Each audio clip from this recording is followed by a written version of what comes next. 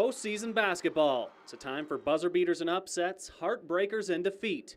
But one team has a whole lot more on their mind. And the next thing you know, it's an emergency situation, and we're all concerned and praying and definitely thinking a lot about Taylor at that time. Just 2 weeks ago, North Star sophomore Taylor Warren suffered what seemed like a routine injury to the head. But hours later, doctors in Havre were performing emergency surgery to relieve pressure from a blood clot on her brain.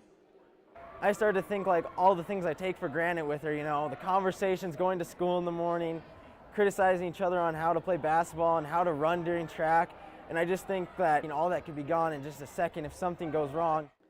And after a second successful surgery, Taylor would spend the next days recovering in Great Falls, able to move her limbs, but unable to speak to her family and friends.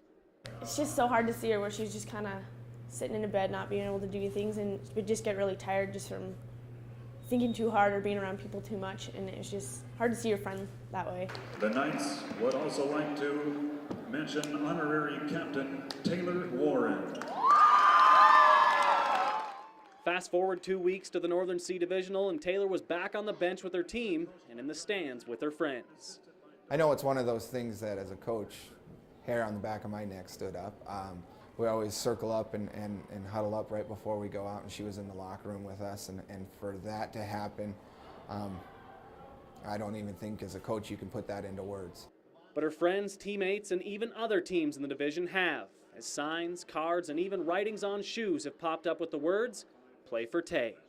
People were putting it on their MySpaces and Facebooks, and everybody's really supportive about it. The girls colored their white part of their socks all pink and stuff and had tape bands that said "Play for Tay," and that really meant a lot to me and my family, I know, just to know that we had so much support. The Knights were eliminated from the divisional tournament Friday morning, but they know they've already won the most important battle of all. She's just a tough kid. I'm not sure if the rest of us could have fought through as well as she could have. Certain things wouldn't have happened and she probably wouldn't be with us right now, so my little sister pretty much is a miracle right now.